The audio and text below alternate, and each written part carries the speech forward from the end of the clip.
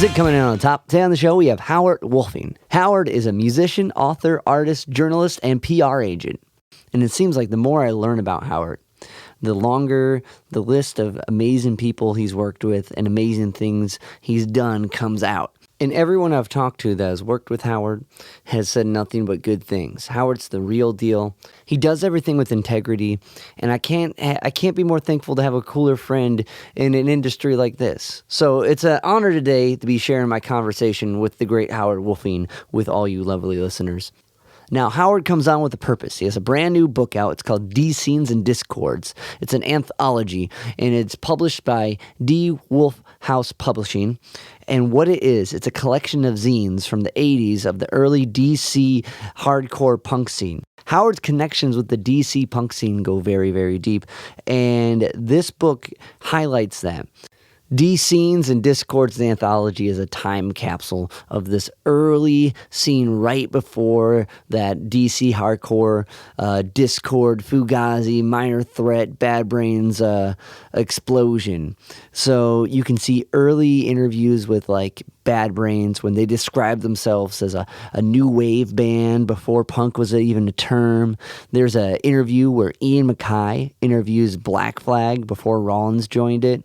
And at the beginning of the book, there's this really cool interview with Howard and Ian MacKaye. It's a really, really cool book, and if you love the DC hardcore punk scene, you're definitely going to want to pick it up. Another thing that's really cool about this book is it's the same size as when it was printed. So it's like newspaper print. It's pretty big, but when you read it, you get the exact like feeling of what it would have been like to pick up this back in the day. And you can read all the editor notes. You can see all these old ads and stuff. It's a really cool time capsule. And Howard did an incredible job of preserving them and presenting them in an authentic way. And every issue is divided with a modern-day context from Howard, and he kind of explains what's going on during that time in the scene and some of the things that happened later with the people that are mentioned. It's a really, really cool reflection on it, too. So, the book is called D Scenes and Discords, an anthology. It's available from D. Wolf Publishing House. If you go to dwolfpublishinghouse.com, you can pick up a copy now. I highly recommend you pick it up, especially if you are a punk historian. You're really going to dig it. I honestly wish we had something like this for here in Cleveland for the Clee Mag.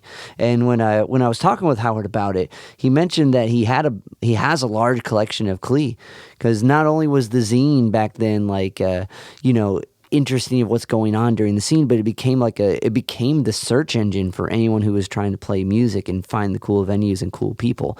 And it's kind of fascinating to see how that's evolved into social media in a way, and just where some of these common tropes boiled down through time are. Anyway, if you hear anything you like during this conversation, if you can like, rate, review, subscribe to the podcast and all the podcast platforms, it helps me keep talking to cool guests like Howard and sharing their insights with you. So without further ado, we're going to jump right into it. This is my conversation with Howard Wuelfing, because it's been like a real like time traveling trip for like me. Yeah. I've never experienced the scene like you have, but to be able to kind of jump in and get like this like first person kind of like, or not first person, multiple people kind of view, but an overarching like taste of what it was like it's a really cool trip, man. Yeah, I mean, it's always interesting when people can look at this stuff retrospectively, but they will necessarily have a different perspective than the folks who were experiencing it in real time. Of course, yeah. So you can see there's, for instance, I wound up writing introductions for each issue of both magazines. And so you can see that difference between like, well, here I am looking at this information with perspective, as opposed to here I'm in the middle of it. And they're kind of different viewpoints. I mean, not the essentials, but the sort of evaluation of how the approach is working. Understanding, the limitations of, the perspective that we had back in the day, because, we're all like in our 20s. We've only experienced X amount of the world. as opposed to then again, the intros where it's like looking back on this and evaluating it, with all that, decades of experience afterwards. For sure. And I think that that had to be kind of the process for you for that had to be like an interesting takeaway to kind of really dive into like where you were at, where the people around you were at, and kind of like reflecting what you know now. Like, that had to be I guess looking through, have you found yourself like kind of walking away with a different perspective?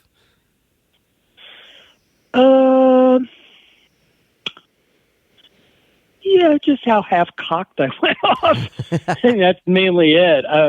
Though, frankly, I kind of realized that a number of years ago, because I think it's always good to, have some understanding of who you are, what you've done, what it means, what it meant, take responsibility for your failings, and, take credit for your achievements. So, I've been aware for a while that, back in the day, we had goals and ideals. The idea was to build up a viable local music culture that was based and really functioning within the confines of the greater DC area. And it was pointedly, I wouldn't say inward looking, but it was pointedly content with functioning locally. The whole idea of, and then we'll get signed and, move to New York was not part of it. There was, in my mind, an active rejection of that. Like, we don't have to do that. We can do this right here. We could visit those guys. And, the early bands most of them, played various places. Baltimore, which is kind of local, frankly. But, CBGB's, Max's Kansas City, tried to play TR3, places in New Jersey. But, the intention was not, we're using this as our launching pad. And if there were tensions with local musicians, it was largely predicated on the fact that, there were some bands that, they did not partake of this philosophy. They had the standard, we're a band and, we want to get signed and we want to do this full time. And that means our ultimate goal is to be on a major and be on the radio and all these things. All valid, all valid. But it was in contrast to what others of us felt, which is like, no, we reject that. We understand they don't care about us. That's the mainstream culture doesn't care. And it's okay. We're going to do this to make art for each other, to entertain each other, and to support each other as other people say, like, oh, I can make art too. Wow, cool. I can do this. I don't have to, leave high school or leave college or, leave home. I can just do this. It's okay. And there's an infrastructure here. There's people that will write about it.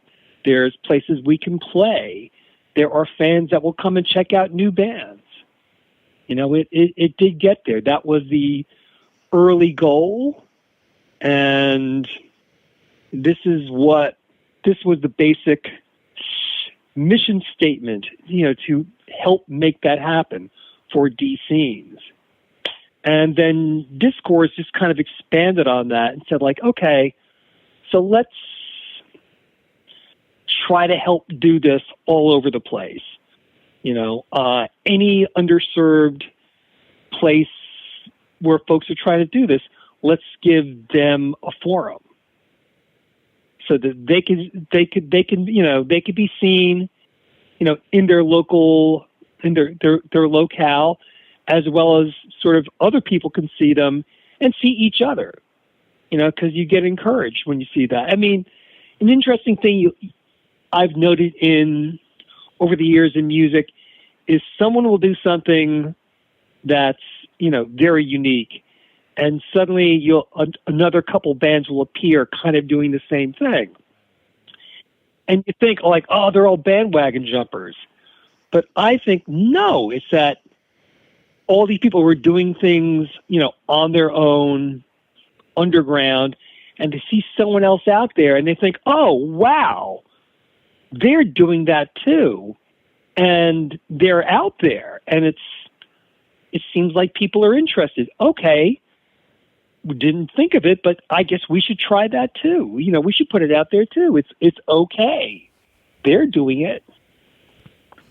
I definitely and of course there also are bandwagon jumpers. Yeah, for sure. There's that as well, but this is a different process, I think. Yeah, no, I definitely like. It's the what's cool about it is like it's an open. You don't necessarily have to play music. You can write about music. You can be an artist. There's these open opportunities for everyone because, hey, we're here. Let's do this together and build this up. And like, excuse me, there's like, that's way more welcoming than like, you need to be this and do that or you'll never get picked up and like, and how can someone not feel involved or part of when there's that much, availability in a thing? And that's why I think like just the whole like idea of like the punk movement and like it's crazy like how interconnected it came from the whole country, you know what I mean? Like, and like how people would like use these like zines and like the people in these zines as like a reference to make this crazy connected web, and like how, you know what I mean? Like it's fascinating. Yes. And like, I mean, the growth of these scenes to Discord kind of shows that because it's, one's like growing up in in the hometown, focusing on everyone there. And then the next one kind of branches out and you can start to see some more of those LA bands and such. It is. I mean, one of the things looking at these things when I did is to, realize that it's documenting a sort of process and phenomenon pretty early on that over the next 10 years continue to sort of grow and develop and become like a thriving national scene. With indie labels, really well-written, well-produced, provocative fanzines all over the place, all sorts of challenging bands that are playing like a national circuit of little clubs that will let you come and play there. So you get to about like 1990 and it's full throttle, when you've got these magazines like Force Exposure, Matter, so on and so forth. You've got these like local clubs all over the place, that are not they're not focused on like bands signed to major labels. They're focused on bands signed to indie labels, and you've got labels like Amphetamine Reptile and Touch and Go and Drag City. And you've got this really strong, powerful system at that point that grew from this. And this is like, 10 years before it's just starting.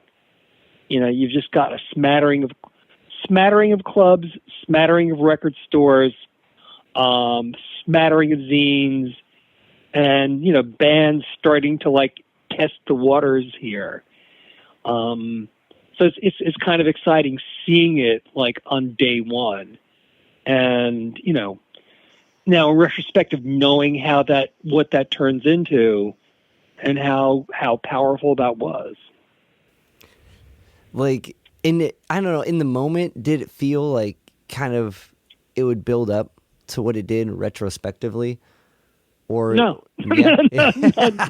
No. Yeah. Not at all. We're just thinking, we're just trying to survive. We're just trying to survive, and we're just trying to have this work locally. And at the same time, respecting anyone else who are doing the same thing, because we could appreciate the struggle they were facing. We could appreciate it. And that's part of sort of the logic in the expansion towards Discord is like, showing respect to everyone else going through the struggle that we've been going through.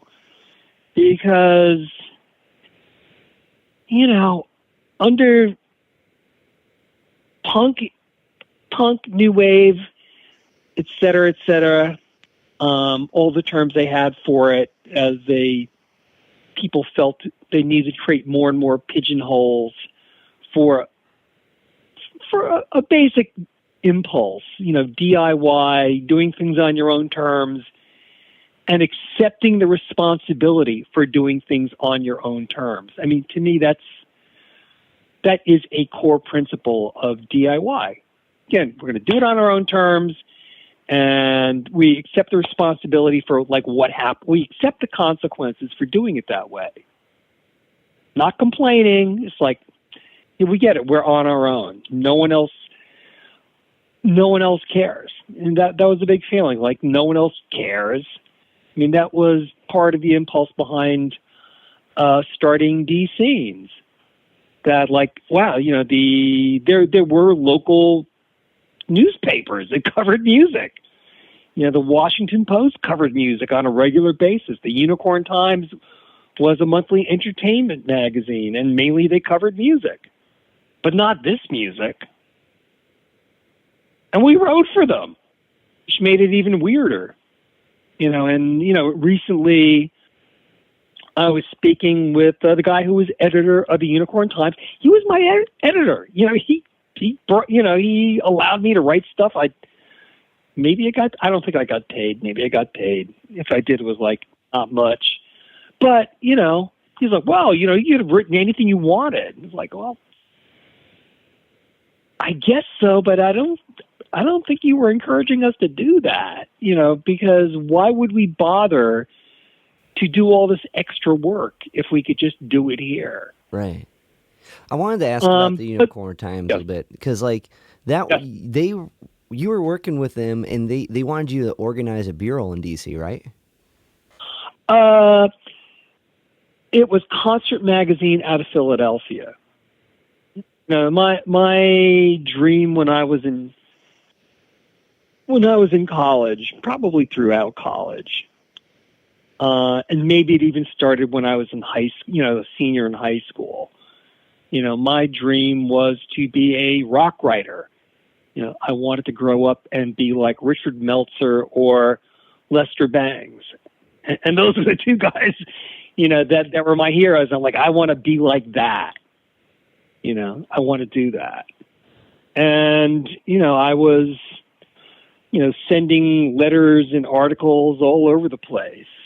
Had a couple things in the Village Voice, had a couple things in Cream, had a number of things in Zoo World magazine out of Miami. I got rejection letters from Lisa Robinson when she was doing Rock Scene. They were nice. And they were handwritten notes. It was, it's like, okay. And I get, looking back at it, it's like, oh, Lenny Kaye's writing for you. Lenny Kaye and Danny Fields are writing for you. Okay.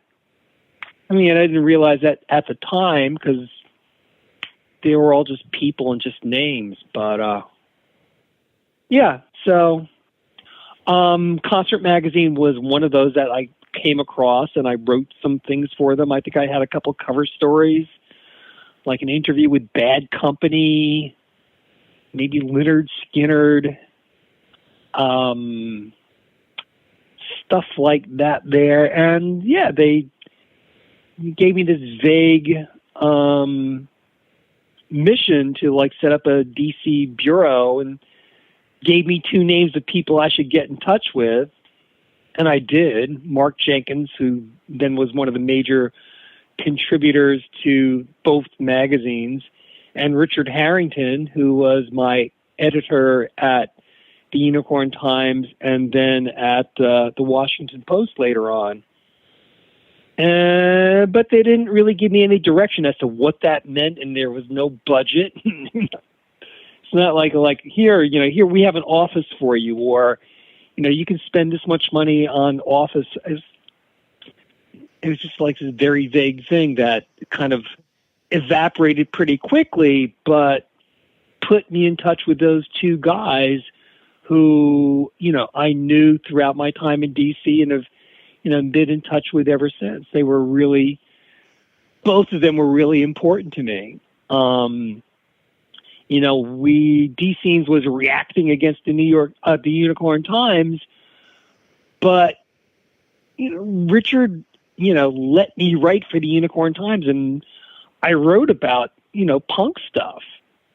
That's what I was writing about mainly, like punk and new wave and stuff I would call post-progressive music now, post-prog, so like Eno, Fripp, and things like that. He let me do all that. He was very supportive.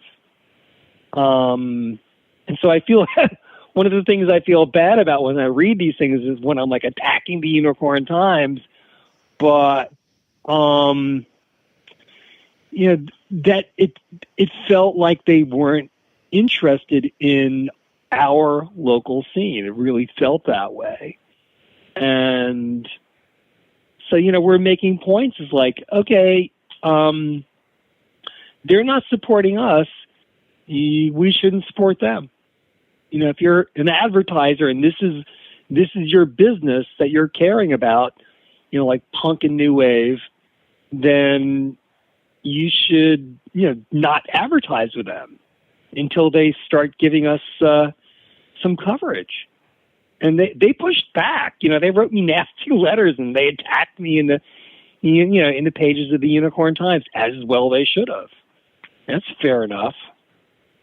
And you can see there's a certain amount of vitriol in these pages. Us, being very critical of things because, we wanted things to move in a particular direction. And if they were not, we're making points that they weren't moving that direction and that we thought that was a bad thing. And people would push back. And we printed that too, because it was fair enough. We wanted it to be a dialogue, or I don't know if wanted it is the right phrase, but we were fine with it being a dialogue. It's like, okay, this is what you say. Okay, let's put this here, and we'll respond to that. And you want to respond to that? Let's go. A lot of times you'll see, people are passing judgment on like what writers or clubs or musicians or whatever from afar. We were not afar. We were like there. People would get in our face like, when we're out, at the 930 Club or the Psychedelia or whatever. So we're having real-time discussions. We're bearing the consequences for what we were saying.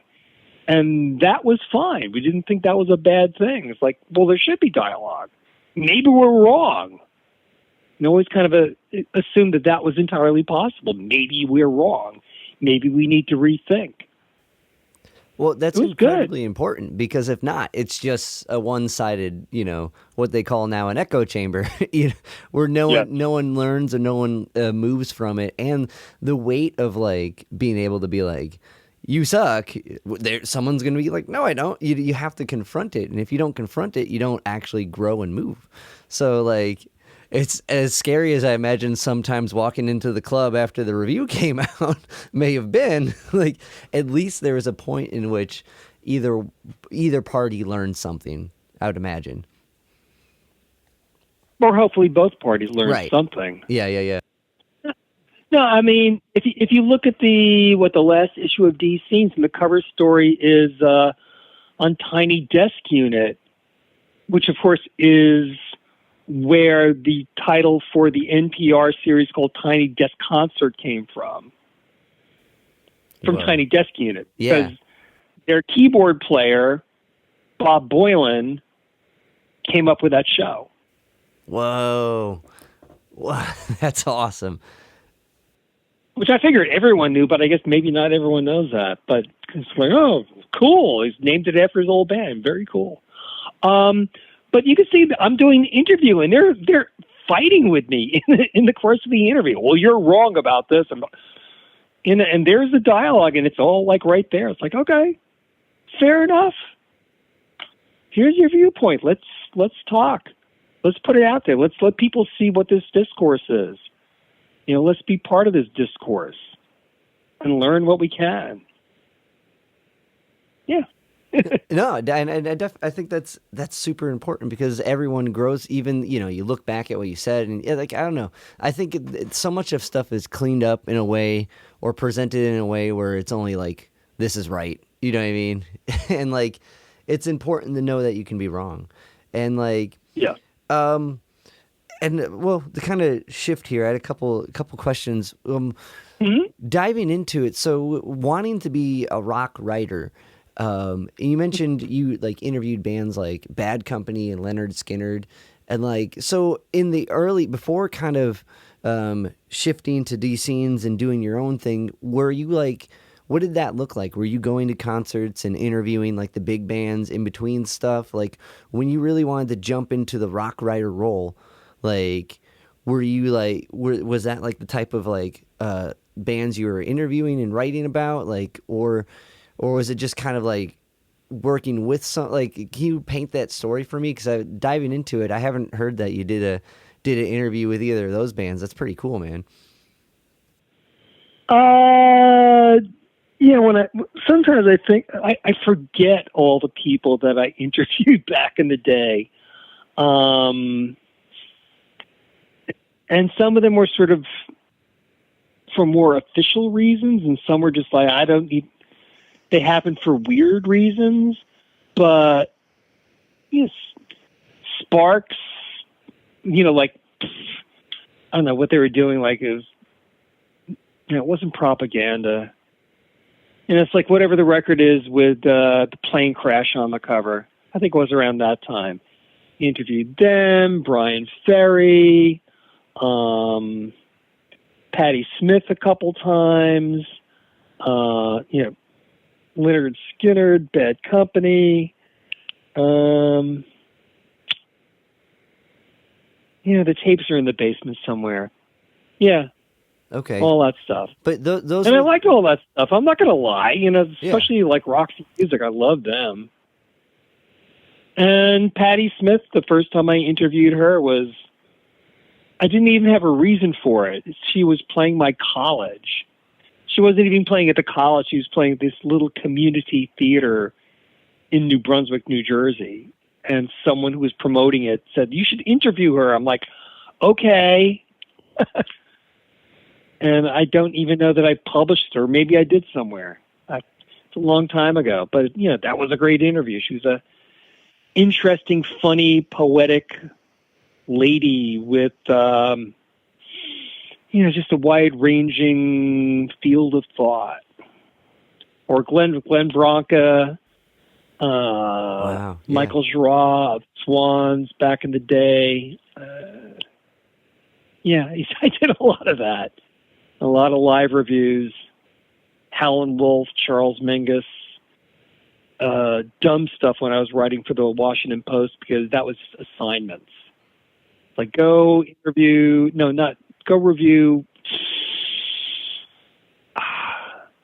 maybe someone like Bob Seger, Firefall, all this stuff that's like, okay, whatever.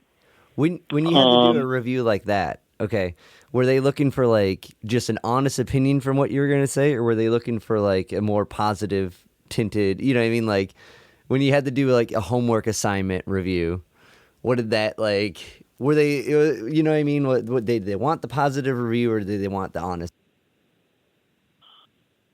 I was not given direction. I was given a word count. A word count and a filing time. Filing time was midnight. You filed by phone. You filed by payphone. You have to find a payphone and like be popping quarters in, like dictating to the copy desk and having to having them, say like, is that a real word? Like, and, like voyeur. Voyeur, is that a real word? Yes, it is a real word. How do you spell it? Spell it. How do you, Einstürzen annoy, how do you spell that? It'd be great standing in a phone booth in the rain, having these weird conversations. Pretty funny. And I got to do a lot of that too. At the same time, I had those assignments doing these sort of mainstream people playing this place called the Wax Museum, which was, I think it was like in Southeast DC, and I was broke, so it's like, it was like maybe a half hour, 40-minute walk from there to like a Subway. And the Subway's all shut down at midnight at that point in time. I mean, so typically I would like do that, walk to the 9:30 club, have a drink, then there would just be another half hour walk to my house. I didn't have taxi money. They only paid $25.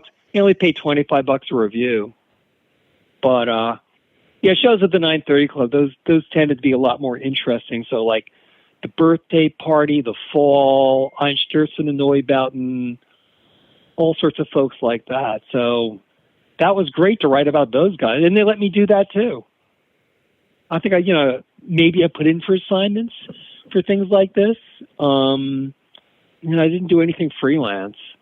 I mean, unsolicited. Either I was given the assignment, and I guess I would put in for assignments as well. But it was fun. So anyway, I didn't answer your question. So when I was doing things like, like Eddie Money, let's say, I just thought to myself, okay, this is not my thing. But I'm writing for the Washington Post. My job is to communicate with people, the people who are reading this. So if it was something I wasn't into, I just tried to be descriptive. But I didn't say, this is wonderful music, I love these lyrics. I tried to be descriptive, and I left it at that. And frankly, I was kind of being descriptive when I was discussing the fall or the birthday party. But I was trying to be descriptive in ways that I thought a mainstream audience, they could understand what I was saying. It wasn't meant to be weird or hipsterish, because that's not who I was writing for there.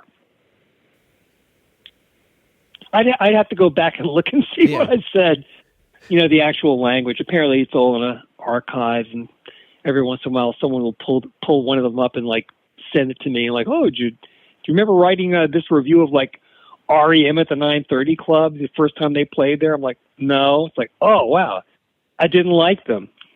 Good on me. I was right from the start on them. They were nice guys, though. I remember opening for them, and they were relatively pleasant. I mean, Peter Hallsapple was playing guitar with them then, and I knew him, so we were sitting down in the dressing room and playing songs together and stuff like that. Didn't he do stuff with he did stuff with who did he do stuff with that I talked with? Well, Peter Hallsapple, I mean, his first big band, and they weren't big, but they were great and influential, was the DBs. Right. Okay. He was in the DBs, and when Chris Stamey left the DBs, Hallsapple like led the band, was the main songwriter for a number of years, and then I forget that probably he went then into REM, and then he was in Hootie and the Blowfish as a side guy for a long time, and I think those were his main sides. Then he was in a band called the Continental Drifters, who were sort of split between New Orleans and L.A. Like I think Susan Cal still was a member, who I believe was his wife at the time. Nice guy. I mean, they did a DB's reunion tour last year or the year before. And it was, they were pretty dope. They sounded good.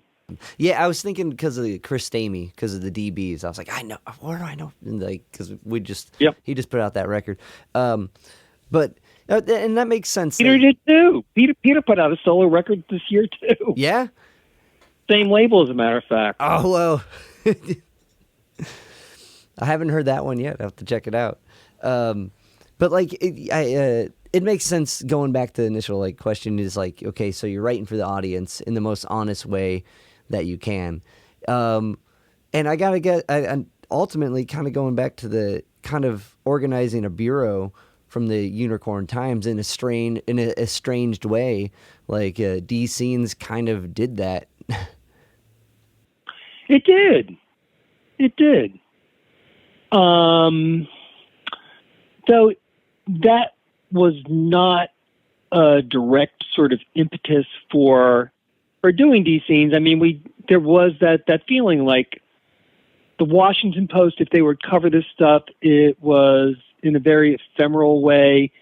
You know, like I remember there was an article about punk fashion, and they were kind of like they wear dog collars and ripped shirts, and had a picture of our friend Patty Reagan, and it was meant to be, you know, derogatory or at least dismissive, and that was about it. And Unicorn Times just didn't do it, but that, you know, DC had other stuff going on. I mean, you know, there was a lot of show bands, so bands that were playing, you know, rock hits of the day in clubs, and that's most of the local bands did that, and other people that were local typically moved away to be big, like Bucks and Angel and all these sort of proggy metal bands. And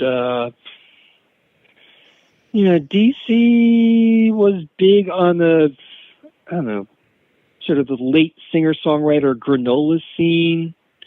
You know, like Emmylou Harris, this is like one of her main bases of operation early on in her career. You know, Springsteen used to play there on his ascent. The Starland Vocal Band, which I think were from DC, on John Denver's label. George Thorogood and the Delaware Destroyers, one state over.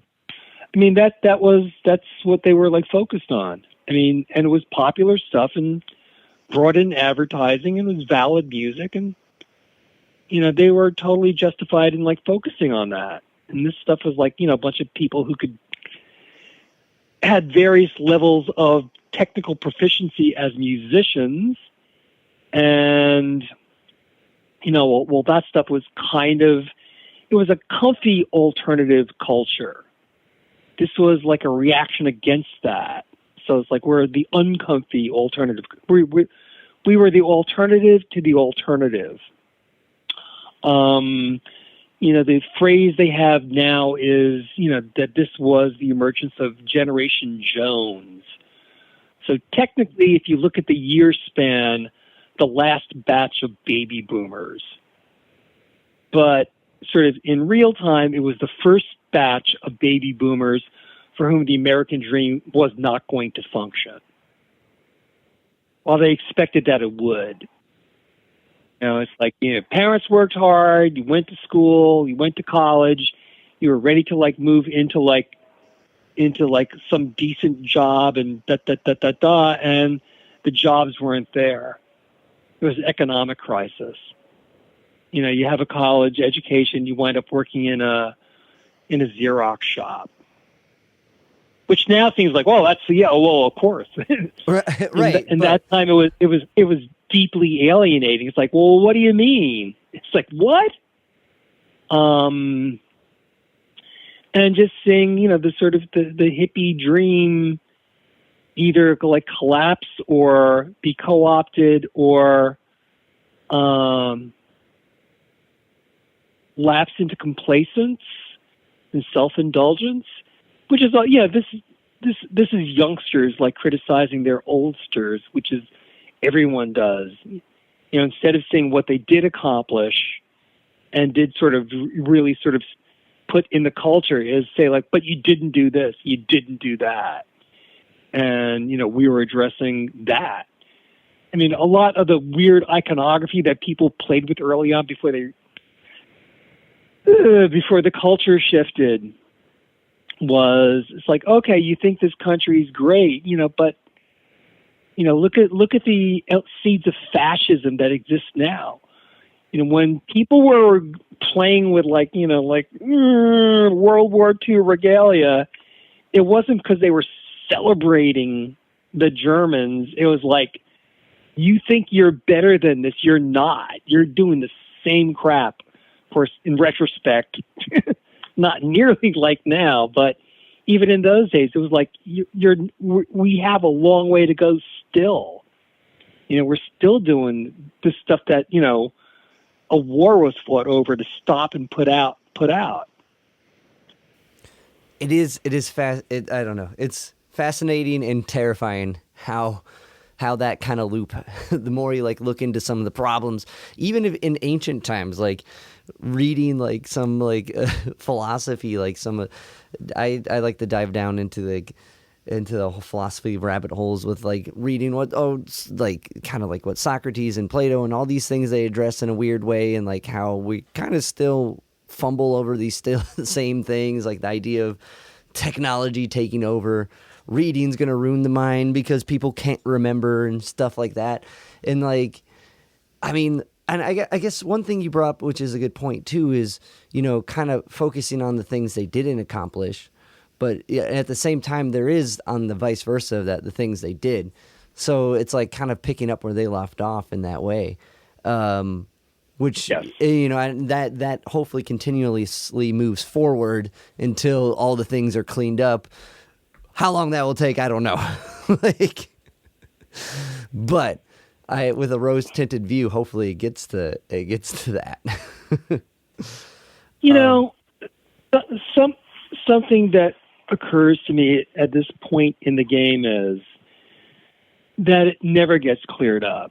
It's an ongoing conflict that at any point you think okay, we're done. We won.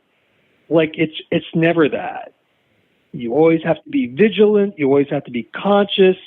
You always have to make an effort. This is not a winnable thing for either side in the end. Hopefully, hopefully at this point for either side, it's ongoing. Maybe these are tendencies in human hardwiring to sort of opt for one or the other. And to me, the basic difference is, finally, do you just care about yourself, or do you care about yourself and everyone else? Something I've had to ponder, because there's this phenomenon of people who identify as punk rockers, just engaging in, love of dictatorship and oppression and intolerance and stuff like that. And I understand that sort of, at least to me, an important part of, punk philosophy, as it were, is that, well, like I was actually saying before, that you are self-reliant because no one's going to help you. But sounds like MAGA, right? No one's going to help us. No one cares about us. Okay. So we have to look out for ourselves. Okay. And I take responsibility for the consequences. Well, hopefully some of them do that. But then there's another step. It's okay, and once I've done that, I try to help everyone around me. And that's the part that goes missing when punk philosophy turns into a love of fascism. It's I worry about myself. Okay, that's good, because no one else is going to worry about you. That's true. That is 100% true. But, you have to take responsibility for what happens when you do that, and whether you fail or succeed. It's your fault. You're the one who's responsible. And by saying that also means you're the one who's in control. But again, I was going to say, but to me, for, especially as the DC punk ethos grew and developed and, to me was brought to, an apotheosis with hardcore, is that, okay, and once you've got yourself set, you look to like share those benefits with other people. You make sure that everyone else has that. It's like anytime someone says like, freedom, I want my freedom, cool. But for you to be free, everyone else has to be free too, or you're not really free. Freedom's only really practiced properly when you're ensuring that everyone else has the same freedom. Because if you're just looking that you're totally free, then you're oppressing other people. And that's a different thing. And I ultimately, I think retrospectively, as someone who was outside of, the DC scene, I ultimately think it became the ladder of caring for people. Because looking back at bands or the whole Minor Threat movement, right? All these right. And everyone's kind of supporting each other and pulling each other up in ways, and meeting people from watching it, for me, someone who didn't grow up in it, just being inspired by the music, and then hearing and seeing, watching Salad Days and being like, wow, whoa, these guys were together, and and then meeting these individuals and seeing how they care for each other, and how they're supporting each other now, knowing they're not just pulling themselves up, they're pulling everyone else around, and pulling up everyone else around them, and so a lot of them, not all. I shouldn't say all of them, but a lot of them, at least to my rose tinted view, the people I've met, and I totally agree with what you're saying, because that, when you can make it for yourself, whatever that is, when you can do the thing you want to do and give a platform or a boost or a signal boost or a high five, help load the van, whatever it is, for someone else to do what they want to do, it amplifies it makes the whole scene vibrant. And yes, even when someone's being, even when someone's being the guy you don't want to hang out with, because everyone else is here helping each other out, and you're like, oh, Tom over there. But that only happens from that underdog story. If you did it for yourself, and I want to help you do it for you, Right. With that, I kind of wanted to, so when it comes to playing music, and writing and being in a band, did you do that whilst writing, wanting to go on the kind of the rock writing career, or was this kind of a before and after thing? Or because I feel definitely with these scenes and Discord, it was at the same time, because there's a lot of ads for the nurses, and it's bands it seems like you were circling with, but was there a point, let me just put it right there. So were you doing music before, or was that during the process of chasing the rock writing? I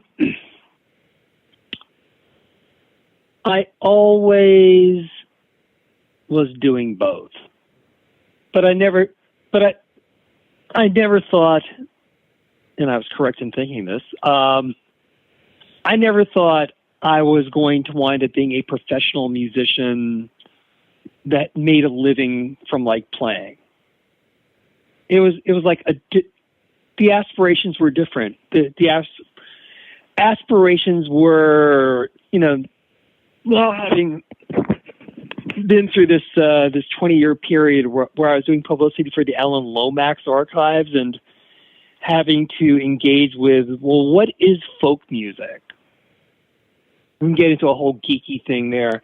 But folk music in the end is, people always think it's a repertoire and a sound, but it indicates your function.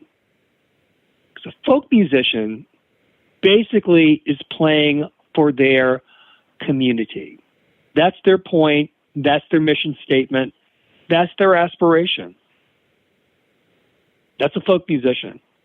Robert Johnson was a folk musician. Doc Boggs was a folk musician.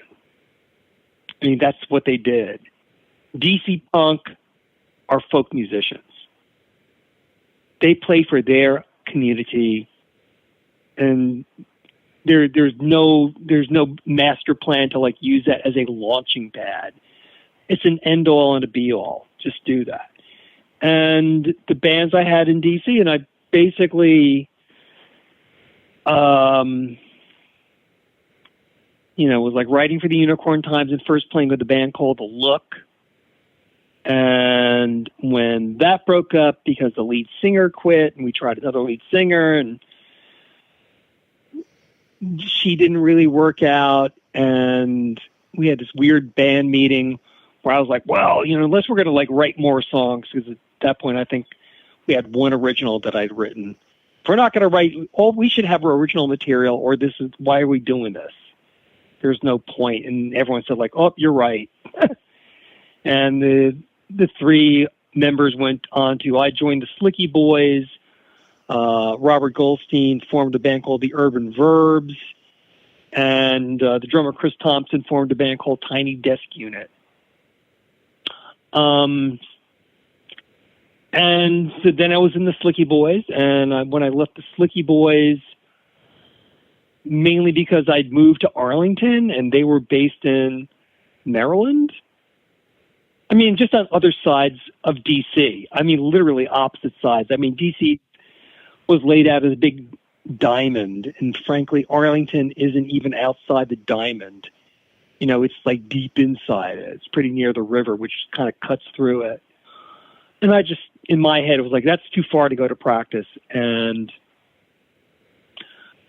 I had thoughts of being a writer and producer for people, but that didn't pan out, and I just wound up putting an ad in the paper saying, looking for people interested in the Velvet Underground, Stooges, and Herman's Hermits. And guitar player, calls up, well, I don't know about the Herman's Hermits, but I love the Velvet Underground and Stooges. I'm like, okay. And that was the Nurses. And basically that period sort of took me to the end of the second publication of Discords. And then pretty soon after that, I was writing for the Washington Post and formed another band. I was trying to form another band. I'd been introduced to this guy from Johnstown, Pennsylvania, a drummer.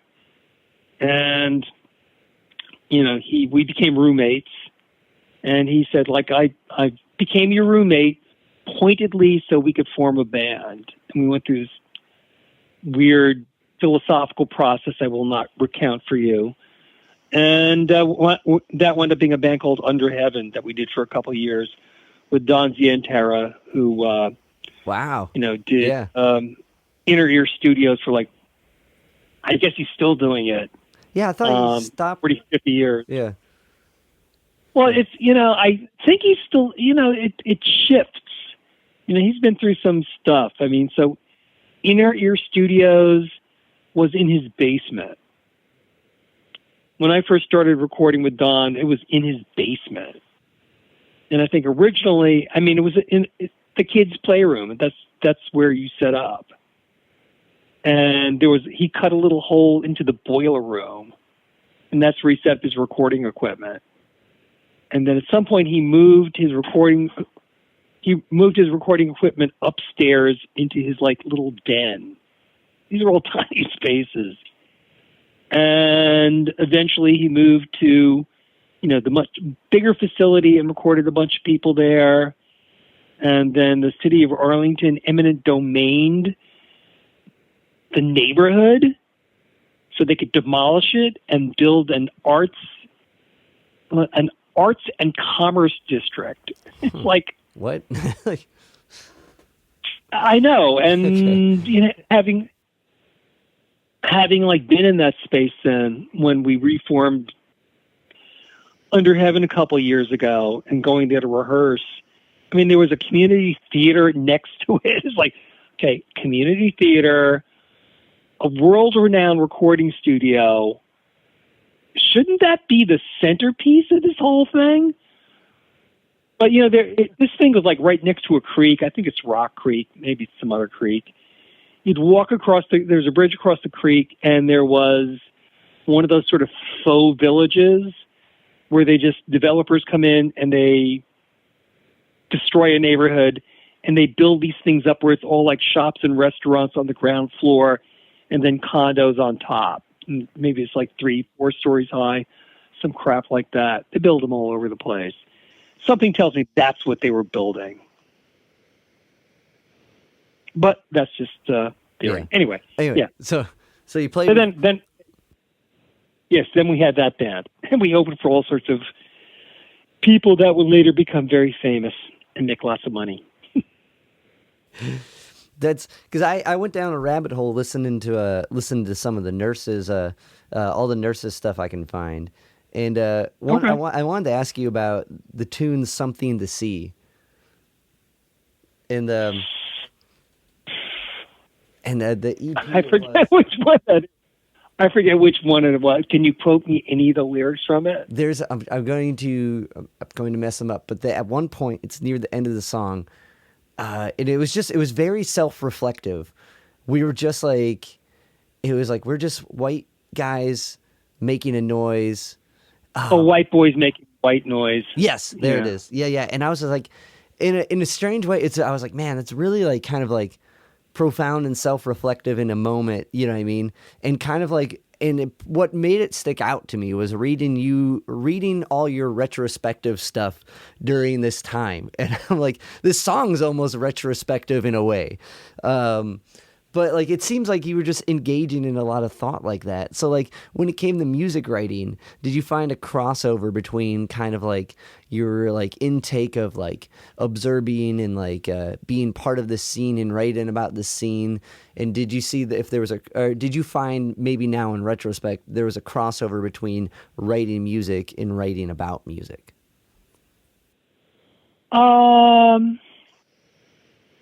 Well, my tendency is to try and be self-aware.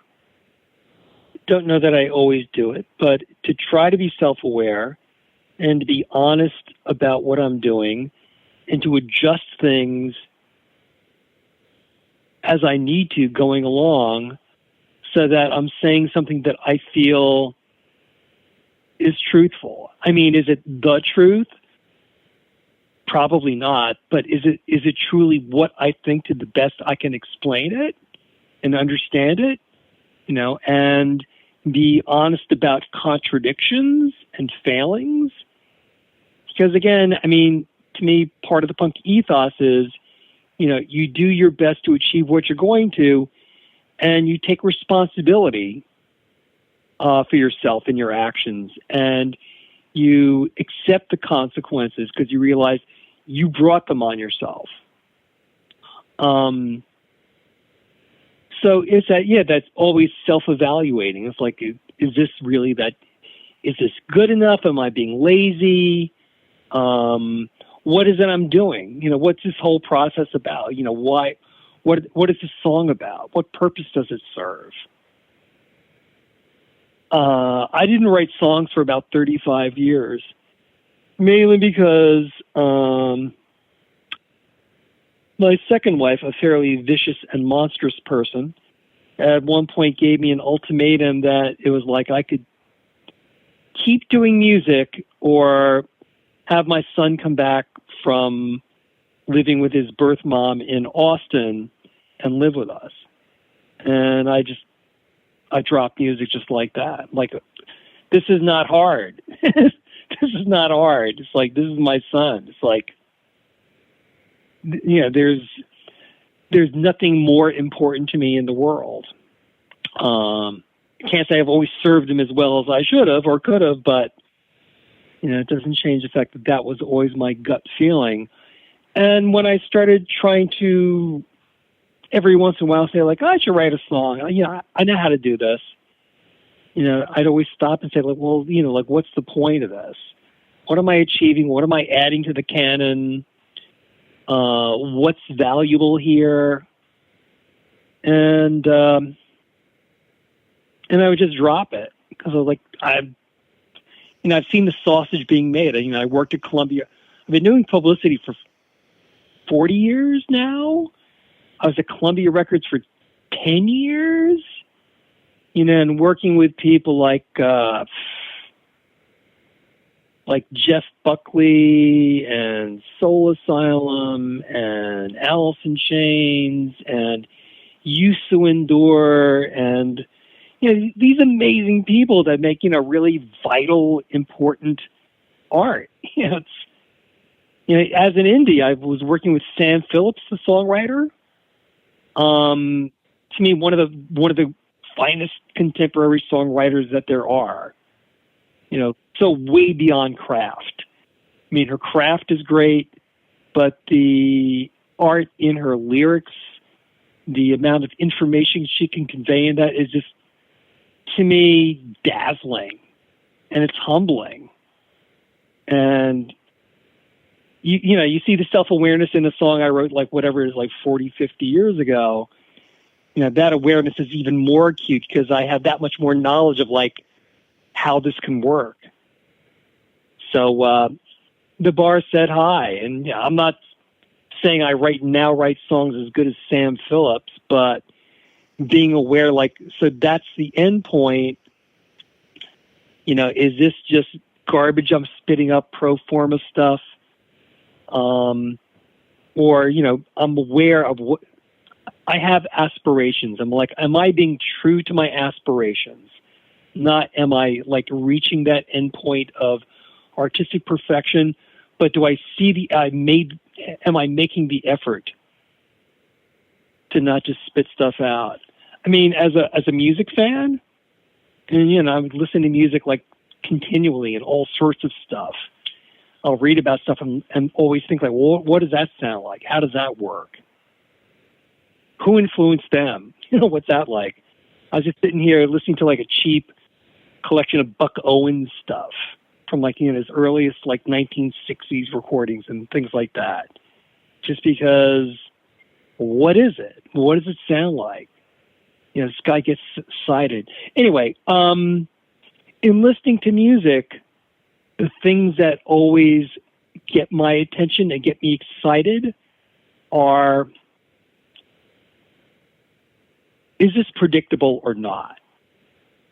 If I'm listening to most pop music or even alternative pop music, I find that I could sit there, the first time I'm listening to something, I can predict about 1/5 of the lyrics. First listen, I can do it. Because there's so much reliance on tropes. And likewise, musically, it's okay, now there's going to be a bridge. So, there it is. That's what people do. Because for a lot of people, familiarity and comfort is what they seek, in music. And for me, it's surprise, unpredictability, being wow, didn't expect that. That's shocking. I like indeterminacy. I don't like things that are perfectly in tune. I like microtones. Indian classical music is, a classical form that makes use of microtones. Very much so, yeah. Whose music makes use of microtones, all the bends and things like that. There's a really funny story I read in a weird place somewhere once upon a time about the blues musician Furry Lewis. And he was going to play a festival. It could have been one of the Dream Carnivals. And you have to look this up because that's a half-hour discussion. And the fact that I knew any of these people who were involved in these, to me, is a great blessing. Dream Carnival. He's playing a Dream Carnival. He tunes up his guitar and he puts it down and he walks away to, get a beer. And he was playing with this guy named Lee Baker. And Lee Baker was a guitar player in a group called Moloch, who were a Memphis heavy metal band. they recorded the original version of "Going Down," which became like a standard with like blues rock. After that, but they did the original version of it. So he's been hanging with Furry Lewis, and he goes over to Furry's guitar. Furry's guitar, I'm just gonna give it a strum, and it's like, goes, this is all out of tune. He goes, I'm gonna tune this for Furry. And so it wasn't like an open E or a dropped D, or it wasn't in like a tuning like that. Wasn't in Dadgad or any of that stuff. It was just all slightly out of tune in standard guitar tuning. So he goes there and pointedly, painstakingly like tunes it, and then puts the guitar down, and he's like, Furry's gonna be so excited. I did this for him. This is, grunt work. And Furry comes back, he's got his beard, strums the guitar, shakes his head, and detunes every string. Again, not into like a custom tuning, just all slightly off. And indeterminacy makes fascinating music, or makes powerful sounding music. Some examples. So you can go and listen. There's an ancient song by Stevie Wonder called Uptight. Big horn section. Horns are all out of tune. Not by much. Just enough. Listen to Kick Out the Jams by the MC5. Those guitars are not in tune with each other. They're slightly out of tune. Not by much. But the fact that they're out makes the sound fatter, because your brain is like hooking up the gap between them, or something like that, maybe. You listen to the production work of Jay Dilla, where everything's kind of wobbly. And that's just brain-smashingly great music. Or, I know people say the RZA did that with Wu-Tang, but I think Jay Dilla really took that to another level. Or, screw music from, Texas rap. It's like, that's some fierce stuff because of that. It's an exciting quality in music. Anyway. No, sorry for that. No, I'd love it, sorry man. For that weird, no, sorry for that weird digression. Howard, I love it, man. I definitely agree. There's a thing, and neurologically, so when something's in tune, it's kind of like if you look at a fraction, and you're looking at on a string where you put a line is where this interval is, and if this interval is even number, usually it has a resolved sound, and when it's not, it's a jarring sound. And tuning is ever so slightly that, and it's so, and when you play a piano, it's got 3 strings. Our brains put together those 3 strings because they're in a perfect world, they're all in tune, but most of the time they're not. But we still hear the right note, right. And that's so I totally agree with what you're saying. It makes it definitely neurologically more exciting, and but no one's thinking like that. This is my music therapy brain being excited. I like stuff like this, and with songs that don't resolve the same way when you're hearing a band like Perubu compared to anything else. You know what I mean? You know where everything else is basically gonna go because you've heard a song in your life, but when you hear Perubu, you don't know where they're gonna go ever. Right. Right. And it's a different type of excitement, and I totally agree with what you said before. Most people are kind of coming for comfort when it comes to music, and but comfort and excitement are 2 different things. They are. Did kind of go both valid. Yeah, no, definitely both valid. Definitely, there's plenty of comfort music I enjoy. I like bread; it's a comfort food. And it goes great with a lot of uncomfortable things, so true. But the kind of jump back with when you're playing with Don, did you get he had there had to be a sense I guess just recording wise, okay, this guy's on a different level or in his own space, right?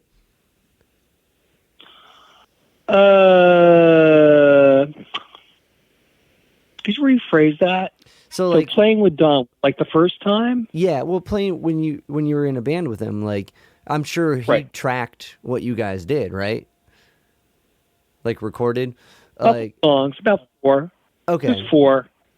Did uh, 4 songs. okay, so it's only 4. I was gonna say because like it, you know, But there's a lot of live recordings because Don worked in the AV department of the National Gallery.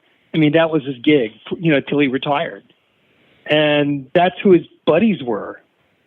So in Underheaven, basically, we had someone with like a stereo cassette set up at almost every gig. I mean, they got a pile of cassettes from that. So there's a lot of that. I mean, studio stuff, we just did the 4 songs. okay.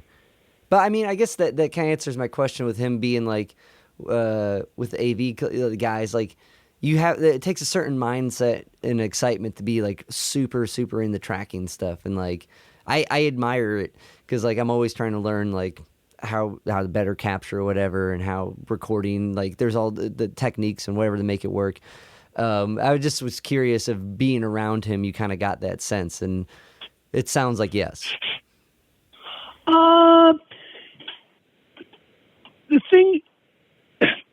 The thing about working with Don is you have to understand that arguably one of the first times he recorded a rock band was that band, The Look, that I was in.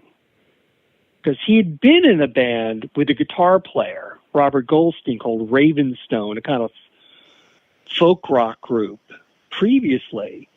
So it was Goldstein who said, like, oh, we'll go to Don will record us and we'll make a demo tape to send around to clubs to get gigs. And so I think that was the first time Don recorded a band, or one of the first times he did. So he didn't do that. We were one of the first people he did that with. And then I forget if we recorded there with the Slickees. Maybe we did, maybe not. But then when I formed the Nurses and I was living in Arlington and I knew Don was there, I went to him and said, like, hey, I want to record some stuff. I think we did like a demo, it was like 10 songs, just like we set up and played. And then we actually made singles, and that was really, that was different. And oddly enough, I mean, Don didn't produce those, I did. But he was good, because I'd sit there and like say these wacky things like, I want the drums on this to sound like the drums on Al Green songs. I mean, 'cause to me that was brilliant, great drum sound. And he'd be like, okay, and we'd figure this stuff out together, and really quick, because we only had enough money to like pay for like 4 hours, and that was the whole thing, in and out, and you had your single. That's all you had, because that's all you could afford, even at Don's prices. So, I know he's a legend, and he should be. He's done amazing stuff. He's a great guy, a brilliant guy. But I worked with him like sort of every stage. So to me, it's just like, well, it's Don. It's what he does. At this point in time, because I stopped doing stuff for like a couple decades and he didn't. So when we started working together again, he's like, well, just do this on GarageBand. And I opened it up and tried. It's like, I don't get it. I can't. I don't understand it. All the baby steps I should have taken, I didn't take. I'm sure if I sat down and someone could teach me how to do it, but they'd have to take me step by step, or Pro Tools or something like that. And of course, this has been his life the entire time. So he's kept up and, applied his feelings and theories about what makes great music, to all these different artists. And, he's still doing it. I mean, when the eminent domain to space is like he had to sell a lot of gear. He tried to relocate, but there was no place he could afford at this this point. And he set up a different setup back in his basement again, where he's still functioning. I think mainly doing mastering and mixing, and maybe some limited recording and overdubbing or stuff like that. That's awesome. I mean, actually, we're putting out a single. Yeah. People were like at me today about this single. Yeah, I mean, I think it was like a year ago. Don just emails me because, like, when he was losing the studio, that was the end of that iteration of Underheaven, because he had a lot on his plate. That's a lot. 40 years work. Right. Or just 40 years of being in a place, Yeah, being a place. Yes, being disassembled. That's a heavy thing to deal with, and a lot. He was right to focus on that. Totally. But yeah, like last year, he reached out and said, like, "Hey, let's make a single together." I'm like, "Okay, how's that going to work?" And he's like, "Well, I'll write a song and I'll send you the tracks, and you add your parts to it, and then you write a song and you send me the tracks, and I'll add my parts to it." Like, okay. So that's what we did. I remember when that was happening, seeing pictures of you in the studio, and being like, "What? It's what he's moving?" Like, I don't know. Like, so that's cool that's finally coming out. Yeah, I mean, it's officially Don Zientara and Howard Wuelfing. There's no band name. I did all my work at my collaborator Chris Gellock's studio, which is a home studio, but very, very tech-heavy, tech-savvy one. It's about 10 minutes from here. And he's a good guy, and great musician, great producer, great all that stuff. But yes, apparently, it's going to be a 7-inch single, and I guess it's press because they're saying like, so we're shipping, this many hundred to Howard. And I'm just like, part of this discussion I'm not part of, because this is Don's gig. He said, "You want to do this?" And I'm like, okay. And to me, that's the end of it. It's like, yeah, make the music. There you go. Have fun. I think, might there be money in it? Maybe. I don't know. If not, I don't care. It's not really the point. Yeah. I'm excited to hear it. But apparently they're shipping me like half the pressing. Okay. And I used to like, what is it you want me to do with this? Like, Don, don't you want this for the merch, the merch table? I can't be bothered. I'm not into that. It's like, but,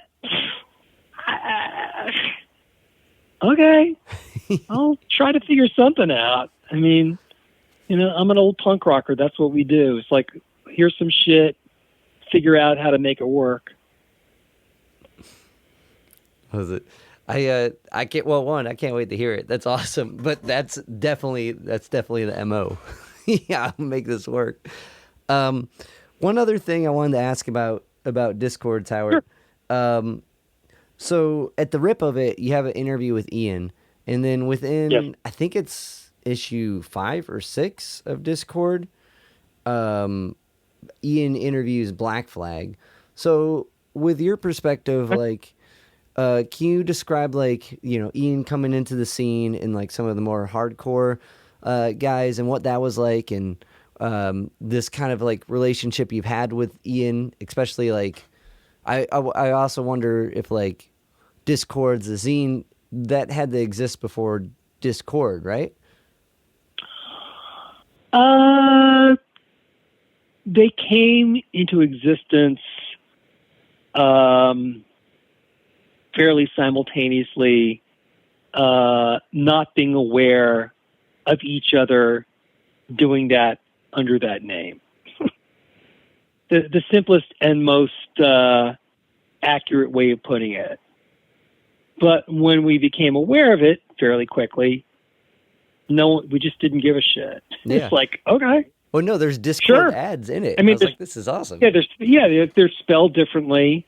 I mean, if you look in DC, just because I like things to build and be interconnected. So in D-Scenes, which is about DC, I would have a column or whatever you want to call it. When I would write about non-DC stuff, which I did, I called it Discords. You know, it's still like playing on DC, Discord. And discordancy is like music I like. So it was Discords, that was that. And I'm like, okay, when I want a new magazine, I decided like, well, since this was a part of D-Scenes that's not about DC, now here's a magazine that's not about DC, I'll just, keep it interconnected. I'll call it that. And then suddenly the DC column becomes D-Scenes. So it just sort of keep reusing things and reapplying things in different ways. And, I never really asked them why they decided to call it that. I didn't care. It's like I was just excited to see them do it. Okay. So Ian. For years I worked at a record store called Yesterday and Today in Rockville, Maryland. And first I just worked there on weekends. When I was married to my first wife, and that was sort of like, that was my me time to go and work at a record store. So Saturdays, I think I would go and work. And then a couple years later, I had need of a full-time job. And then I got hired again now to be full-time at Yesterday and Today. So I spent a number of years like there.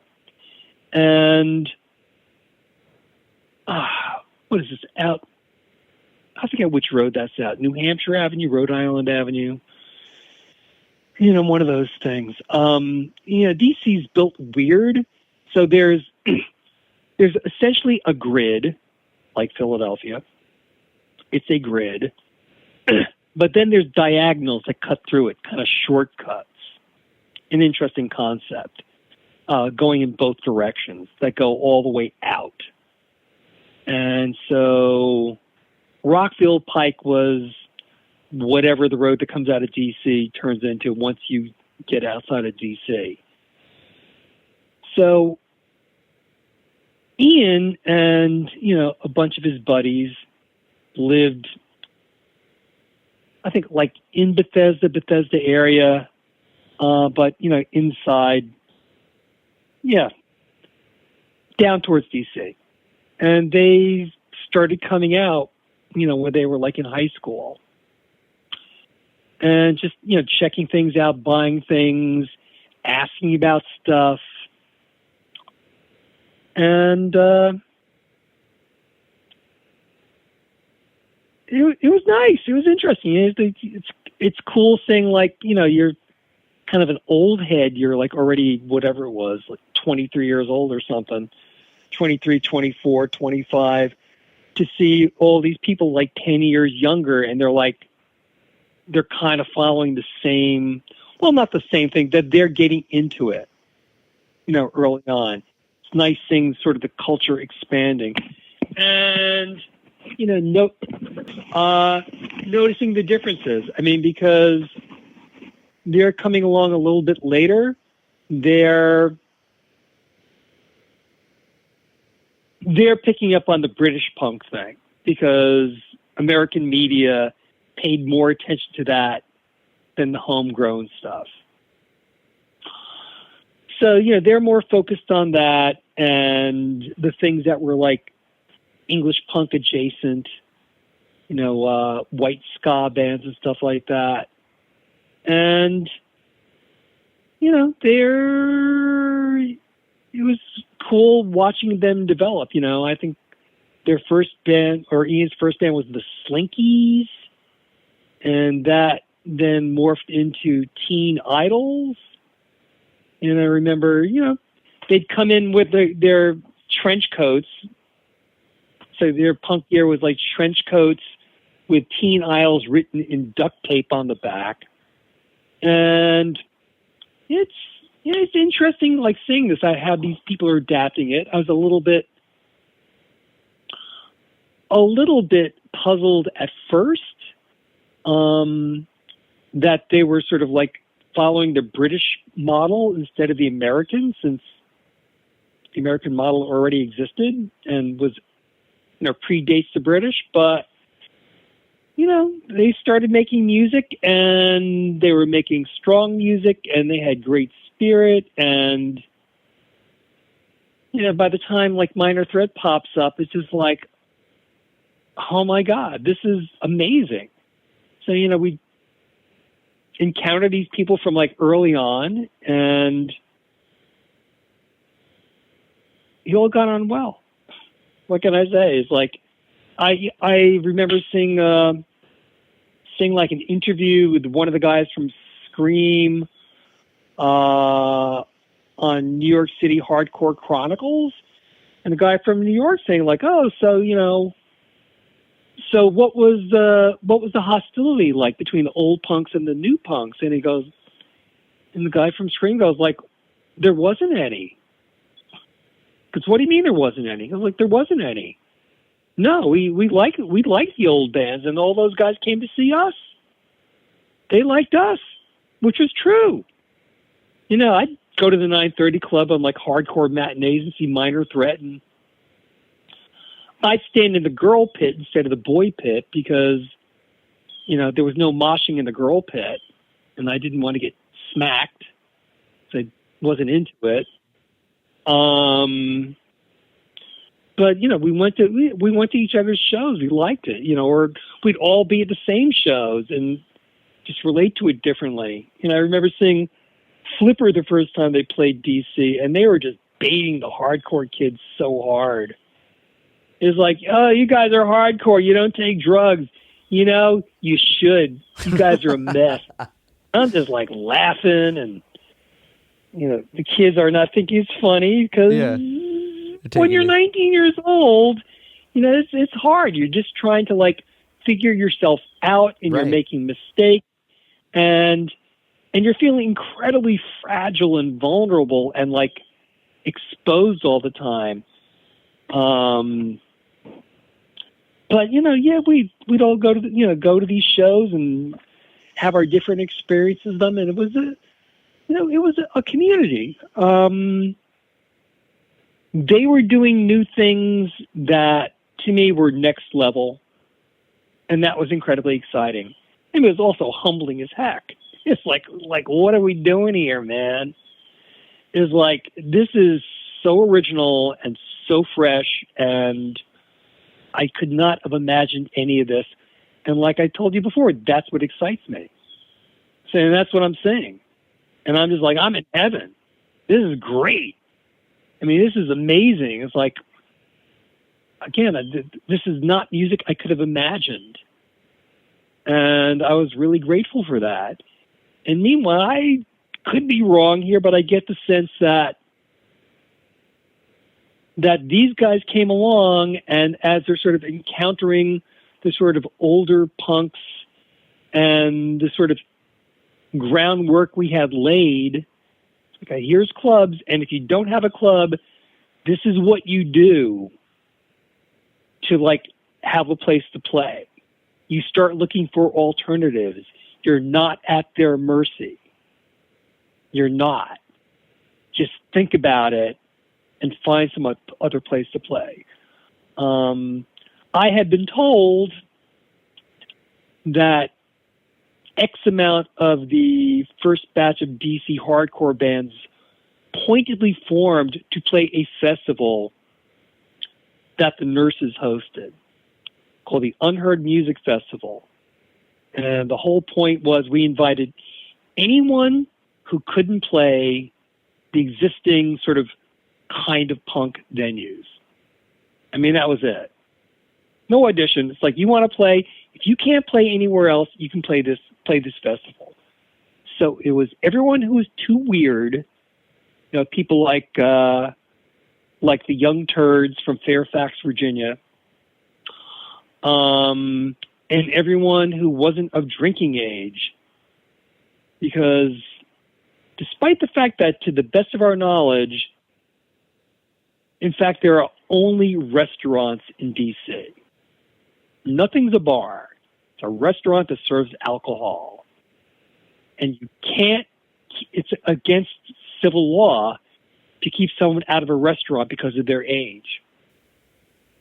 This was our stance. It's like you can prevent them from drinking. Right. That's okay. Yeah. But you can't keep them from coming in. But people did. And this is like our protest against that. But and so people like Ian's new band, as they're listed on the first flyer for this thing, before they were called Minor Threat, Government Issue, SOA, Rollins' DC band, et cetera, all played this. And I'm not saying that Minor Threat formed to play this. Right. But some of the bands, they told me at the time, did. Just because there was a chance to play, they formed bands and wrote songs to play. And then people applied that, and much better than we did, frankly. That was one festival, and these guys, would, basically establish places like the Wilson Center, which was like a notorious or infamous or legendary, as depending on your viewpoint, place for hardcore bands to play. And the whole idea that, like, okay, if you make it this far, then the proper thing to do is help someone who hasn't made that progress yet. You put them on the bill with you and give them a chance to start growing. I mean, Teen Idle's open for the Nurses, for instance. And that didn't seem like a big deal. That's just what you did. And then those guys did the same thing. Much better, more people involved, more successfully. But I'd like to think that, we were part of, like, putting that seed out there, like, this is how you proceed. This is how you exist in a band. You help yourself. You understand that it's on you and no one else. You accept the consequences for how it turns out. And if you get any sort of foothold, then you help bring other people along. And you just grow the thing. And it's going to get stronger. And it's going to help you in the end. The bigger it is, the better it's going to be for you and everyone else. And I think it feels to me like it turned out that way. And I don't want to juke myself and give myself credit for stuff. But I think we helped establish that. And so, again, it's that thing, like, there's this dialogue. It's like, here's some operating principles that it feels like, they took to heart and ran with it in amazing ways. And there's one of the ironies in these scenes. You read the editorial in the last one, it's like, we failed. We looked to set up this community of mutually supportive fans and bands and venues and stores, and we failed. It's turned out that people getting into careerism, we failed. And like 6 months later, it's like, oh, okay. And these guys are like, suddenly it's like they're really sort of making themselves felt. And it's like, oh, okay. I didn't think of it that way in those days. It's just like, oh, cool. It's like those guys are doing stuff now. But looking back in retrospect, it's like, wow, I'm saying this and seeing what happened afterwards, I was premature. But on the other hand, maybe like DC served its purpose culturally, and was a good time to move this around. Maybe it was a good time. You look at the people who wrote for Discords, and it's like Gerard Cosloy, who I think Jim Testa, who does Jersey Beat fanzine even now, which started out as a column in Discords. he estimates that Gerard was 16 then. And, of course, goes on to run Homestead and Matador and, be responsible for bringing so much great music into this world. Tesco V wrote for it. Terry Katzman, who I believe was the manager of Husker Du early on. All these people were involved in it. So it feels like maybe we, did encourage some other people to do some stuff, and they ran with it.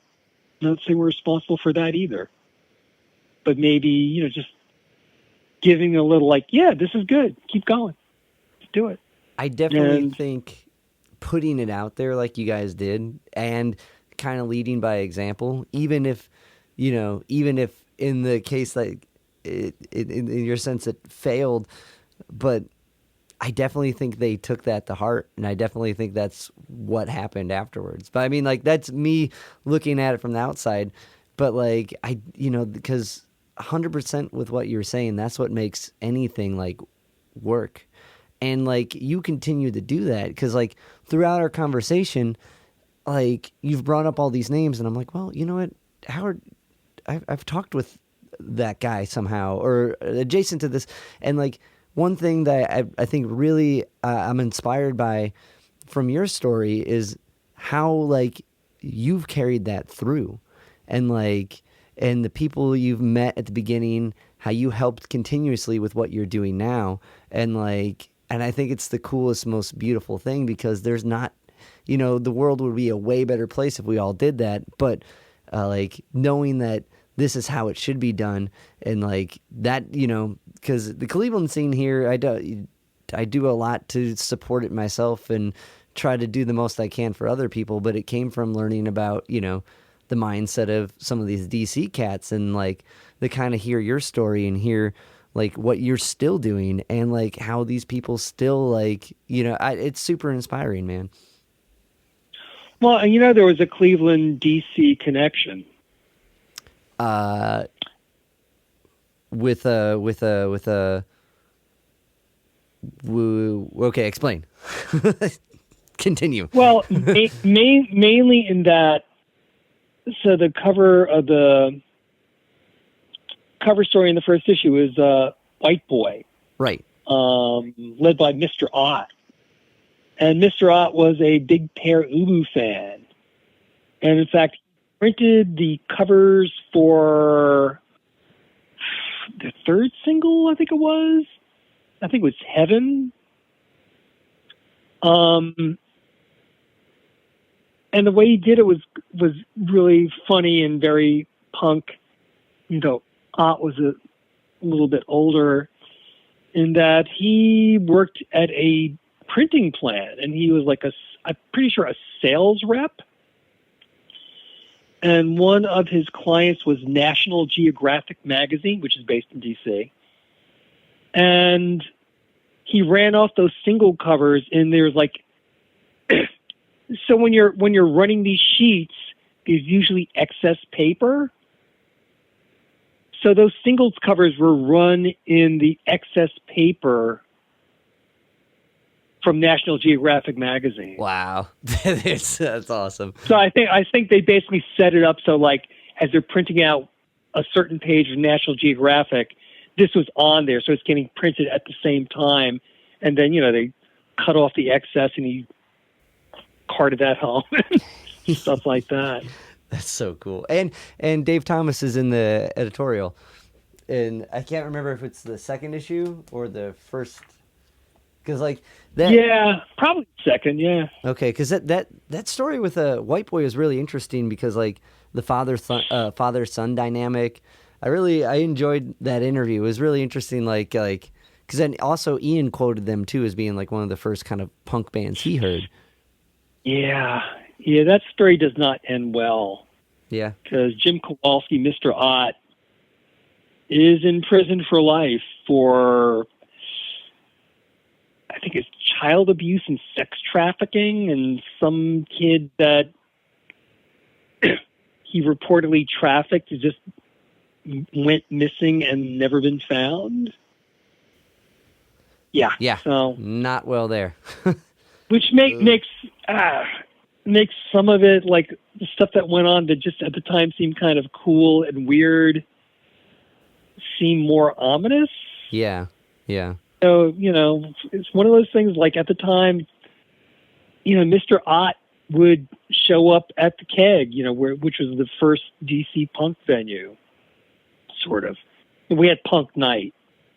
And he'd show up there, and he'd be there with his son and his son's friends, and they couldn't get in because they were kids. They weren't of drinking age. They wouldn't let them in, even though it was a restaurant, because they served hot dogs. So they could have their license, but they wouldn't let them in. They just would hang out in the parking lot just to be around this, because this was all there was, and you'd hang out in the parking lot just to be near it. And it's saying like, well, that's really cool. He's a cool dad. His son's friends.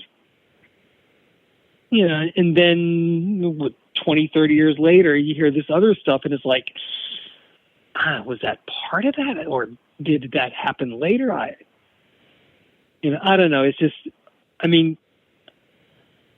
it's horrible. I feel terrible for all the victims and bewildered and shocked at that, that Jim would have been, involved in that, but he was.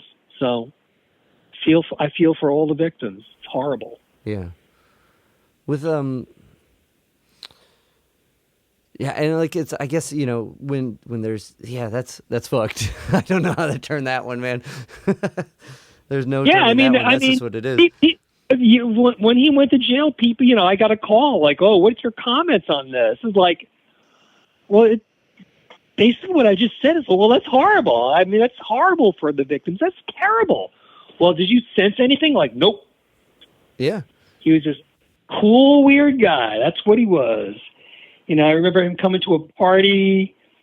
We'd have these like big, weird blowout Christmas parties at our place in Arlington, and it's like it was all the band people. It was all the band people. I remember one year Calvin Johnson showed up at the door, and I didn't know who he was. He showed up at the door. So like, "Hey, are you having a party?" I'm like, "Yes." And I'm like, "Who are you?" "I'm Calvin Johnson." I'm like, "Okay."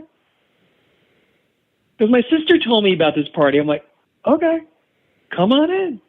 Just another weird dude. I'm like, "Okay, come on in."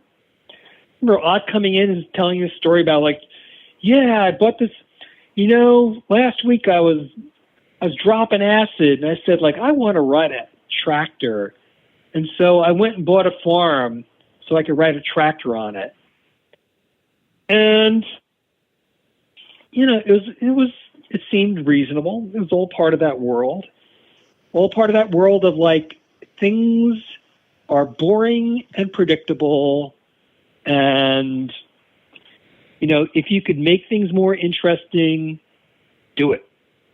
And he had a real job. He worked for he worked for this big printing plant. National Geographic was his account, among others. He could do that. And the rest of us would, do surreal things on a much smaller level. Create these fanzines, with, no money for staff. Didn't generate any profit whatsoever. All the advertising that you see in there, that paid for the printing, because we wanted it to be, we wanted to play. It's like, so what's the state of the art technology right now? Well, can we do that? How do we do that? And we figured out how to do that.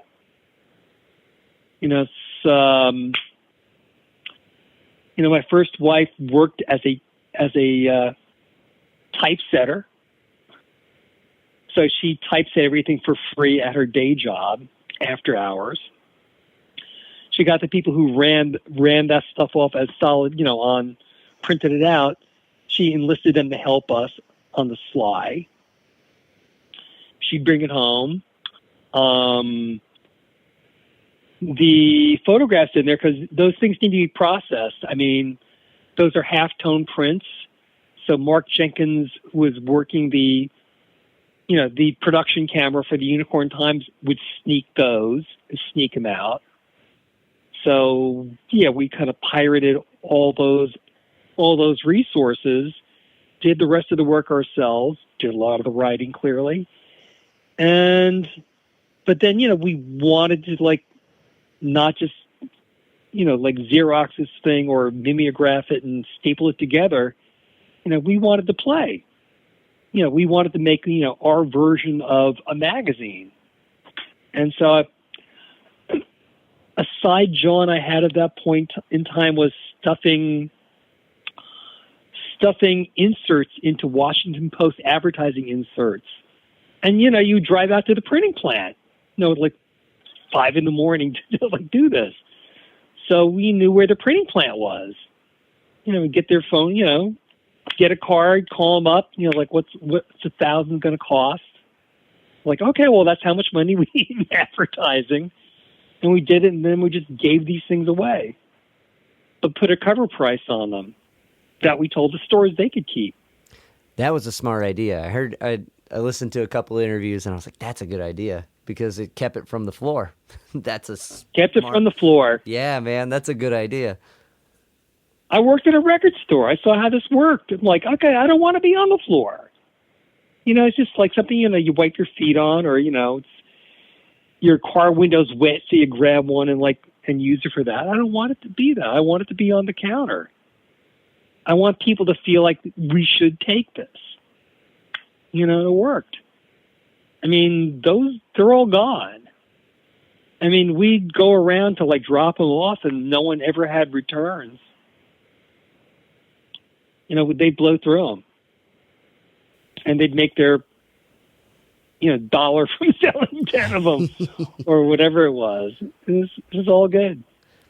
But it's so cool. And it was Howard, I think that's a good place to put a pin in this for this. Maybe we can get together and talk about that single or whatever that project looks like next. But I think this is a work of love, because the size of this print, the size of this book, and the flips of it, have one side be one be the other, and just the amount of effort you just described from a whole team to put together this, just to share everyone in the scene what's going on and try to make a celebrated environment, is a work of love and dedication. And just to hold on to these as long as you have to, and because when you read this, it's not bent or everything's very clear, the preservation of it too.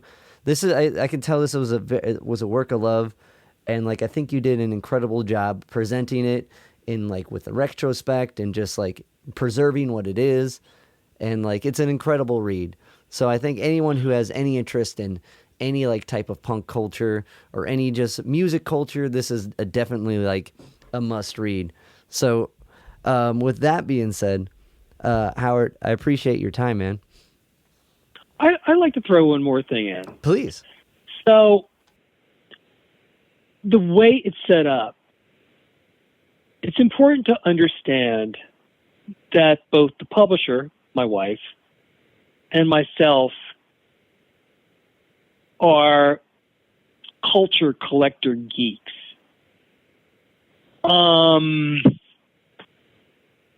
But crate diggers. So we're not the people out there bidding top dollar on first edition, this, that, or the other thing. We're the ones digging around in secondhand stores, and saying oh, I can't believe this is here for this. This is here for $2. And that we accumulate stuff. So you've been in the house. It's not like it's crammed, floor to ceiling with boxes and boxes and boxes, just looking like these horror shows, which, there are hardcore record collectors that will do that, or book collectors. And it's the quality of life is out the window because they get overly obsessed. But, we like our cultural artifacts, and, anytime I will indulge in some sort of reissue stuff, recently in talking about this, the thing that comes to mind is the 13th Floor Elevator box set. So, they put out a band that put out 3 records in their lifetime. It's a 10 CD set. And, the fact is that sort of the core of that is the reproductions of the first 3 records with the original artwork. CD size, but still the original artwork. And then all this other stuff. And when we're approaching this and thinking like, well, how should we do this? Should we boil it down? Should it be a digest? I'm thinking like, nah, because like if you're ahead, you want the thing. You want the thing. So we're like, okay, we're going to reproduce the entire issues, full size, because we looked at like doing it smaller, which would have made it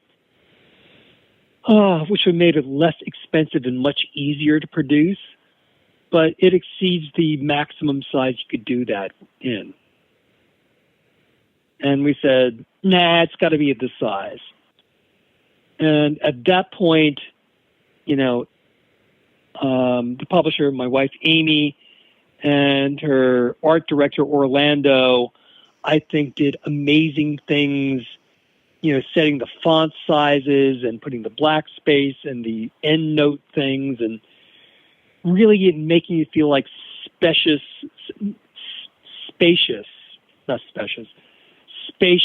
and luxury and nicely done. And the flip side was just because I was looking at some magazine and like it flipped, and I thought, well, we got 2 magazines, and we're like dealing with this like, well, like should we have a collage of the covers? Will it be Discord's D-Scenes or D-Scenes Discords, or how are we going to make that work? And I'm just one day, and she'll dispute this, as she always does, as well she should. I said like, well, let's just do one of those flip things. So each one's the front cover, which created a whole bunch of layout and production problems that she worked out. She made it work. So it's my idea, I still claim, but she's the one who made it work. And I think it's a hoot. It's something if you're a collector, you see this and say like, yeah, this is the right thing. I'm glad I paid for this. This is a good deal. And frankly, a lot of people who look at it say like, when they get it, they're shocked and said like, I didn't expect it to be this big. Because it's priced to move, because also, we have a punk aesthetic. These are not meant to be for hedge fund, managers. We're not, at the end of the day, when we look at all the cost of this, that, and the other thing, it'll break even. It might make a little money, but it's not a profit center. And that's okay, because that wasn't the point. It's a true testimonial to a way of approaching life, a way of serving a community, and understanding that you are served by that as well. So you serve yourself by serving others. And, hopefully some people get something out of it. People tell me that they dig the advertising. They like that part the best, which is like, hilarious, but cool. Yeah. It's meant to be, it's a time capsule presented as accurately as possible. In fact, some things are improved because, we looked at the original versions and like some of the photos were smeared and we like replaced those. The same picture, the same image, but, we had to source it from other places. And then there were some redactions in the Deceits interview at their request, and they felt very strongly about that. And, you know, let's face it, I was pretty snarky back in the day. And, you know, I understand that there's people whose feelings were hurt. It wasn't my intention, but now that I'm aware of that, I am not going to re-hurt people's feelings. Just nope. I didn't mean to then. I didn't realize it. You've told me that. Tell me what I could do to make it right. Let's do it. Let's move on. But that's cool because it's like a chance to kind of to rewrite it, you know, or fix it, address it in a way that, you know, that's cool. Well, that's what the intros are supposed to do in the end. I mean, the intros kind of like boil down like, okay, so this is kind of what's happening to us, the culture, and our interaction between us and the culture. So this is what's happening. We knew that. Here's the parts we knew. Here's the parts we didn't know. Here's our mistakes. Wow, look, we fixed that. And I think I comment on some points like, okay, so here's the first time we're calling, you know, the younger generation of DC punks hardcore instead of like whatever goofy terms we had. Because, you know, in those days, big fan of like the Brits who were big on labeling things in witty ways. But, you know, they were witty and not descriptive, and it was stupid in the end. But like, you know, documenting that, like, look, we finally figured this out. This is what we should be calling these guys. And weird things like noting like, oh, look, here's the Bad Brains referring to themselves as New Wave. Because it kind of points out that it was a much more heterogeneous thing early on.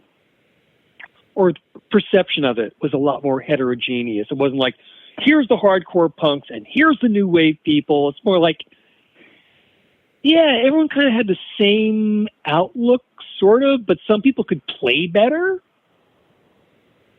And people were processing different influences. But still, just the idea of like moving forward, original stuff, trying to come up with unique spins on this, but it's going to wind up having different flavors. And it was all perceived as like, yeah, of course, this is all the scene. Different ages, different this, different that. It's okay.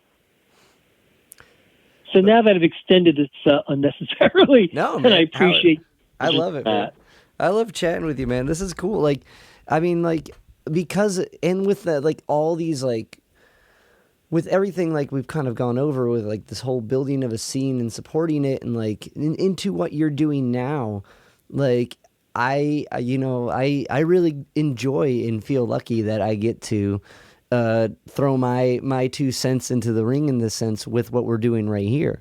And, like, there's so many people I've met because of you, that I'm super grateful to have been able to met and to be able, have been able to pick their brains and like just be able to do this. And like, this is something I really, really look forward to. And you know, am like very blessed that I get to do cool things and talk to cool, interesting people all the time for the sake of just understanding and learning from people and being able to share it.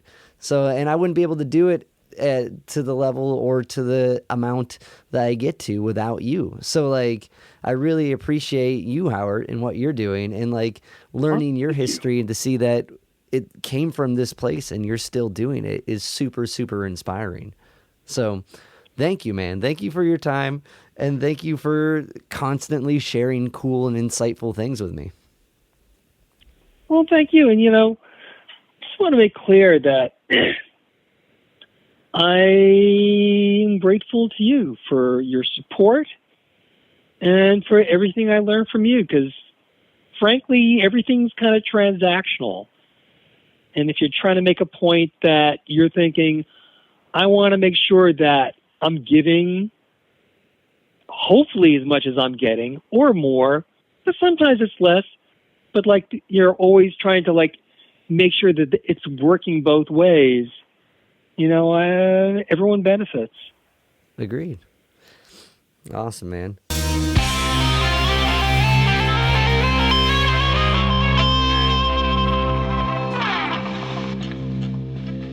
Yo, Spike Spiegel here. You just listened to Zig At The Gig podcast. Keep riding the bebop. See you, Space Cowboy. Bang.